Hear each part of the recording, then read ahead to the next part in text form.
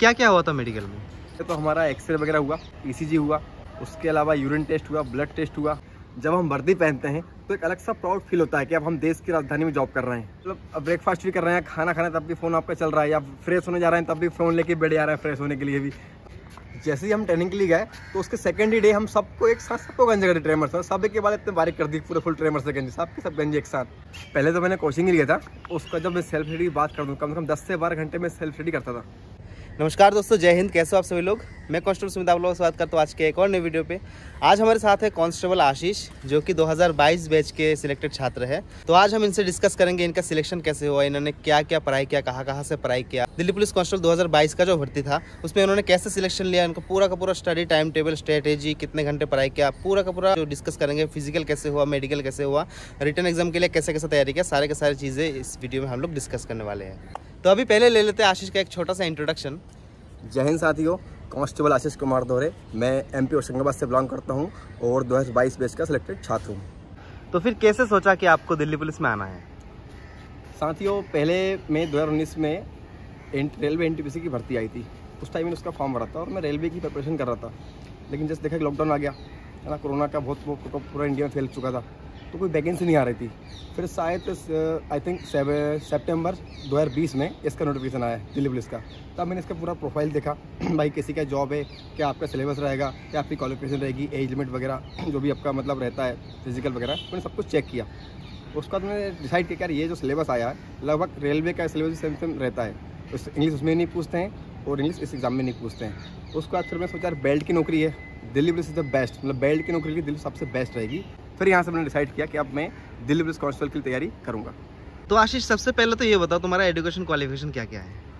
10th class तो मैं अपने होम टाउन से किया हूँ, गवर्नमेंट स्कूल से, SNG स्कूल, और 12th भी मेरा वहीं से हुआ पास आउट। 12th में मेरे समथिंग 64% थे, तो उसी के बेस से मुझे एक गवर्नमेंट कॉलेज मिल गया था, NMB कॉलेज। फिर वहीं से मैंने अपना BCom प्लस कंप्यूटर का पास आउट हुआ वहाँ से। तो आशीष, दिल्ली पुलिस में आने से पहले आपने कौन कौन से एग्जाम दिए थे? सबसे पहला एग्ज़ाम था मेरा ग्रुप D का एग्ज़ाम था रेलवे का 2018 में। उसके बाद फिर मैंने RPF का एग्ज़ाम दिया।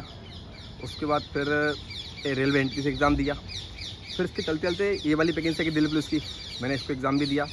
जस्ट इसके बाद यहाँ भर्ती होने से पहले मैंने MP पुलिस कांस्टेबल का एग्ज़ाम भी दिया था, जिसमें मेरा MP पुलिस कांस्टेबल भी क्वालिफाई हो गया था और दिल्ली पुलिस कांस्टेबल हो गया था। लेकिन दोनों में जब मैंने कंपेरिजन किया, स्टेट गवर्नमेंट और सेंट्रल गवर्नमेंट कंपेरिजन ने किया, तब मैंने को दिल्ली पुलिस बहुत बेस्ट लगा, इसलिए फिर मैं यहाँ पर सेलेक्शन लेके यहाँ पे आ गया। और अभी बात करते पढ़ाई की, तो तुमने दिल्ली पुलिस कांस्टेबल के कितने दिन पढ़ाई की? सर वैसे तो लगभग मैंने 2.5 से 3 साल की पढ़ाई की है, लेकिन जब दिल्ली पुलिस का नोटिफिकेशन आया था तो उसके बाद समथिंग 3 महीने बचे होंगे मेरे ख्याल में। तो 3 महीने कंटिन्यू फिर मैंने दिल्ली पुलिस के लिए स्पेशल अलग से पढ़ाई की थी, जिसमें से जो सब्जेक्ट अलग अलग आए थे, जैसे कंप्यूटर सब्जेक्ट था तो कंप्यूटर 10 नंबर के आसपास पढ़ना पड़ता था। तो मैंने समथिंग 1200 से 1500 क्वेश्चन कंप्यूटर के पढ़े और उसमें से मैंने 10 नंबर में से 7 नंबर मेरे आ गए थे। हालांकि मैंने 8 किए थे, गलत हो गया था मेरा, 7 नंबर उसमें से मेरे आए थे। तो तुम्हारे लिए मतलब काफ़ी आसान रहा, क्योंकि तुमने पहले भी पुराने पिछले एग्जाम्स के लिए भी ऑलरेडी सिलेबस तुमने कवर किए हुए थे कि काफ़ी हद तक मैच कर रहा था। बिल्कुल, पहले से स्टडी जो मैंने की थी ना वो बहुत मेरे लिए यूज़फुल रही, क्योंकि आगे भी सब्जेक्ट भी वो सेम थे। अधिकतर सब्जेक्ट से रीजनिंग हुई, मैथ्स हुई, GK हुई। सिर्फ और सिर्फ मैं देखूँ सिर्फ कंप्यूटर सब्जेक्ट ऐसा था जो उसमें नया आया था, बाकी सब कुछ रेलवे जैसा ही सेम था इसके अंदर भी। तो अभी अगला सवाल है कि तुमने अपनी तैयारी कहाँ से और कैसे किया था? सर जैसे कि पहले मैं अपने इंटरव्यू में बताया मैं कि मैं MP होशंगाबाद से बिलोंग करता हूँ और मैंने अपने होम टाउन से ही मतलब सबसे स्टडी चालू की थी। वहाँ पर मैंने कोचिंग को ज्वाइन कर लिया था। कोचिंग समथिंग में 6 महीने के लिए कोचिंग गया। वहाँ पर मैंने सारे अपने जो कॉन्सेप्ट थे GK GS के उसको पूरा क्लियर किया। मैथ की कोचिंग ली, रीजनिंग कोचिंग ली, सब चीज़ मैंने अपने पहले कॉन्सेप्ट पूरे क्लियर कर लिए थे। इसके बाद जैसे ही मेरे सभी सब्जेक्ट के कॉन्सेप्ट जो थे वो जब क्लियर हो गए, उसके बाद फिर मैंने सेल्फ स्टडी पर फोकस किया।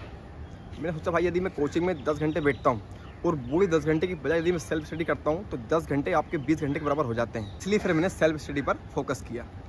बुक्स कौन कौन से लिए थे तुमने? सर वैसे तो मेरे पास कोचिंग के नोट्स सब्जेक्ट वाइज उनसे मैं स्टडी करता था, बट जब मैंने ध्यान दिया नोटिफिकेशन में कि इस बार दिल्ली पुलिस का जो एग्ज़ाम है वो SSC कंडक्ट कराने वाली है, तब मैंने यूट्यूब पे कुछ देखे मतलब बुक्स वगैरह। तो उसमें एक बुक थी करंट पब्लिकेशन की, SSC रीजनिंग की। तो पहले एक बुक दिखाना चाहूँगा सभी व्यूअर्स को। ये बुक ली थी मैंने SSC रीजनिंग की, ये बुक है वो करंट पब्लिकेशन की है। इसको मैंने पूरा रीड किया, इसकी प्रैक्टिस करी और एग्जाम में मेरे पूरे 25 से 25 नंबर से इसमें आए थे। इसके अलावा इसी का एक बुक और आता है GS के लिए, करंट पब्लिकेशन का ही, SSC सामान्य अध्ययन, ठीक है, उसको भी मैंने लिया, परचेस किया, उसको भी रीड किया मैंने बढ़िया। और GK के लिए मेरे पास पुरानी एक बुक रखी थी लूसेंट की, उससे मैंने स्टडी किया। इसके अलावा मैथ की यदि मैं बात करूं तो मैथ की कोचिंग अलग से जाता था मैं 1 घंटे के लिए, वहाँ पर मैं अपने 1 घंटे पूरा अपने प्रैक्टिस करता था मैथ के लिए। और उसके अलावा यदि मैथ पढ़ना है तो साहिल सर से, आप सब जानते हो साहिल सर को, यूट्यूब चैनल उनका है ऑलरेडी, तो उनसे भी आधे घंटे समथिंग में मतलब मैथ की स्टडी करता था। इसके अलावा यदि कंप्यूटर की मैं बात करूँ तो कंप्यूटर 10 नंबर जो आने थे उसके लिए अलग से यूट्यूब चैनल से भी मैंने पढ़ाई करी, और सिंपल एक बुक भी थी मेरे पास कंप्यूटर की।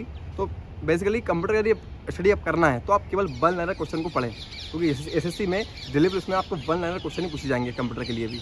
बाकी रीजनिंग के लिए ये बुक मैंने दिखाई है, इसके जीएस की ये जो बुक है अभी तो तुम्हें इस बुक की जरूरत नहीं है, तो क्या व्यूअर्स को ये बुक तुम गिव अवे करना चाहते हो? सर बिल्कुल, यदि कोई छात्र बाकी में अच्छी पढ़ाई कर रहा है, उसको जो बुक की नीड है तो पक्के उसको बुक देंगे। तो आप लोग मुझे कमेंट में बता दीजिए किसको ये बुक चाहिए, चाहे वो देश के किसी भी कोने से बिलोंग करता है। अपने तैयारी को और इन्हेंस करने के लिए ये बुक मैं उसके घर में फ्री ऑफ कॉस्ट पहुंचा दूंगा।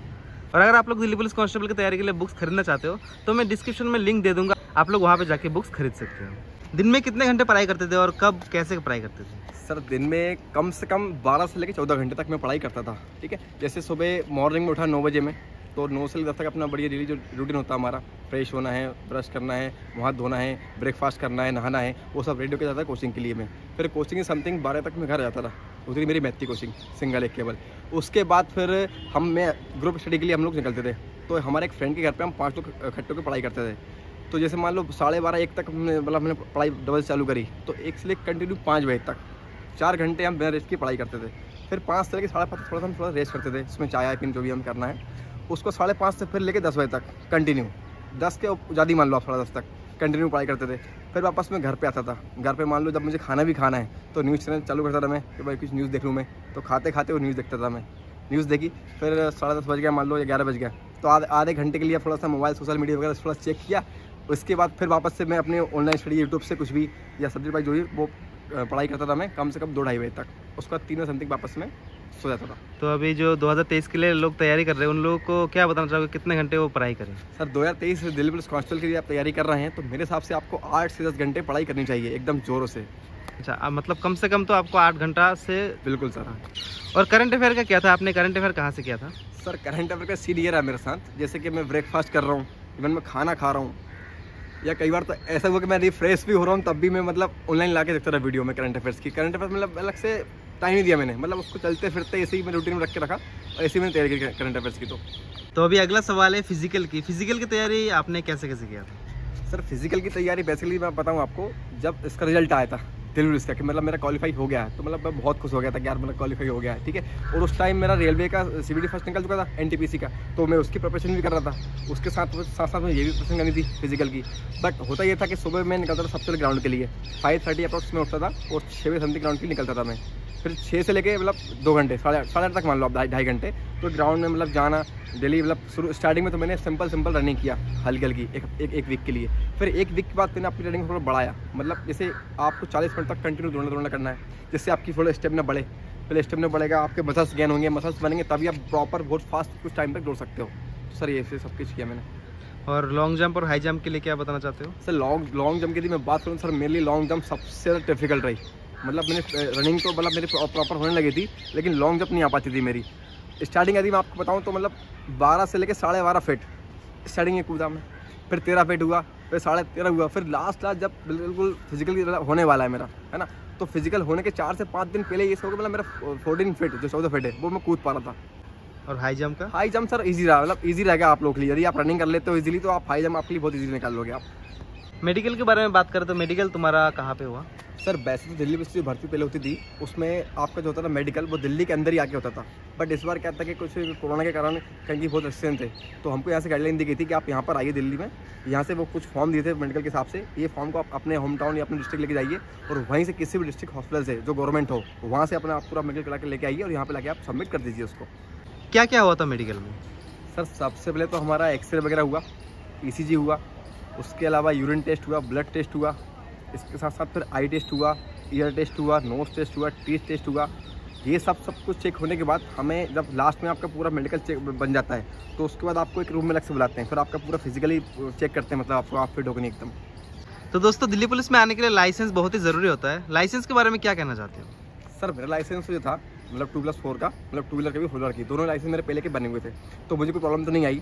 बाकी बहुत सारे कैंडिडेट को होता है कन्फ्यूजन कि लाइसेंस भाई 2 व्हीलर का लगेगा 4 व्हीलर का, तो मैं आपको बताना चाहूँगा कि आपको 2+4 दोनों का लाइसेंस कंपलसरी है यहाँ पर, तो आप दोनों लाइसेंस बना के रखिएगा पहले से ही। फिर सिलेक्शन के बाद आपको भेजा गया ट्रेनिंग में, ट्रेनिंग के बारे में क्या बताना चाहते हो? सर ट्रेनिंग का तो ये था कि समथिंग 15 मार्च 2022 की हम लोग की ज्वाइनिंग थी। जब ज्वाइनिंग के लिए हम लेटर लेके हमारा सबसे हम जब पहले एंटर किए तो हम लोग सभी मतलब अलग अलग स्टेट के थे भाई, MP हो, UP हो, महाराष्ट्र हो, हरियाणा हो, राजस्थान हो, है ना, सभी यहाँ के बच्चे एक साथ थे भैया। तो वो जब हम एंटर किए हमने अपना ज्वाइनिंग किया, उसके बाद हमको बैरक वगैरह भेज दिया गया। उसके सेकेंड ही डे हम लोग सभी लोगों को इकट्ठा एक साथ सबको ट्रेमर से एंजॉय कर दिया गया, क्योंकि ये डिसिप्लिन फोर्स है दिल्ली पुलिस। यहाँ पर आपको शेविंग क्लीन रखना है, बाल छोटे रखना है छोटे छोटे। तो ट्रेनिंग की बात की तो हम सबको वहाँ पर एक साथ सबको ट्रेमर से एंजॉय कर दिया गया था। उसके बाद हमारी समथिंग 9 महीने की चली बेसिक ट्रेनिंग के 9 महीने के बाद हम लोगों का 1 महीने का हुआ कमांडो कोर्स। उसके बाद समथिंग 20 से 25 दिन हमको लगे होंगे पासिंग आउट परेड की प्रैक्टिस करने के लिए। उसके बाद हमारा फिर पासिंग आउट परेड हो गया था। फिर अभी दिल्ली पुलिस में आके आपको कैसा फील हो रहा है? सर जैसे दिल्ली जो है देश की राजधानी है, ठीक है, और देश की राजधानी में यदि आप पुलिस की जॉब कर रहे हो तो ये बाकी भी आपके लिए बहुत गर्व का विषय, बहुत प्राउड का विषय है, ठीक है। इसके साथ साथ लेकिन हम अपने घर जाते हैं। जब मैं पहली बार वर्दी पहन के अपने घर गया था तो मेरा इतना मतलब सम्मान किया था, मेरे फ्रेंड्स हो, फैमिली हो, रिलेटिव हो, सभी लोग मतलब मेरे लिए बहुत प्राउड, मतलब मुझे बहुत प्राउड फील करा था उन्होंने। तो मुझे आज भी बहुत दिन याद है। और हमारे होशंगाबाद से भी मतलब केवल 8 लोग सिलेक्ट होकर आए थे पूरे ज़िले से। और ज़िले में यदि शहर की मैं बात करूं तो शहर के अंदर मैं सिर्फ अकेले ही था, मतलब शहर से। और बात करते फैमिली की, तो फैमिली में कोई था दिल्ली पुलिस में? सर दिल्ली पुलिस में फैमिली में कोई भी नहीं था। तो अभी जो एक्सपीरियंस दिल्ली पुलिस में आना चाहते हैं उन लोगों को क्या कहना चाहते हो? सर जो भी स्टूडेंट अभी दिल्ली पुलिस में अभी यहाँ पे आना चाहते हैं उनको मेरी ये एडवाइस रहेगी कि यदि आपको दिल्ली में जॉब करनी है, देश की जो राजधानी है दिल्ली पुलिस में आपको यदि आना है तो आपको अभी समय वैसे बहुत कम बचा हुआ है, समथिंग 3 महीने से कम आपको समय बचा हुआ है। तो आपको अपना पूरा फोकस करना है स्टडी पर। 8 से 10 या उससे भी ज़्यादा 12 घंटे यदि आप पढ़ाई कर सकते हैं तो आपको पूरा फुल टाइम देना पढ़ाई के लिए। इसके साथ साथ आपके जो वीक सब्जेक्ट हैं उन पर आप पूरा फोकस कीजिए। जो आपके टॉपिक थोड़ा वीक हैं उनको बिल्कुल आप इग्नोर मत कीजिए और अपना पूरा का पूरा फोकस पढ़ाई पर रखिए। तो ये रहा आशीष के एस्पिरेंट लाइफ का कहानी। आशा करता हूँ कि इस वीडियो के माध्यम से आप लोगों ने कुछ सीखा कि आप लोगों को तैयारी कैसे करनी है, अगर आपको कुछ वीक पॉइंट्स है उस पर कैसे ध्यान देना है, कहाँ से पढ़ाई करना है। अगर ये वीडियो आपको पसंद आए तो इस वीडियो को एक लाइक जरूर कर दीजिए और चैनल को सब्सक्राइब जरूर कर दीजिए। मिलते हैं आपसे किसी एक और नई वीडियो पे, तब तक के लिए जय हिंद, जय भारत।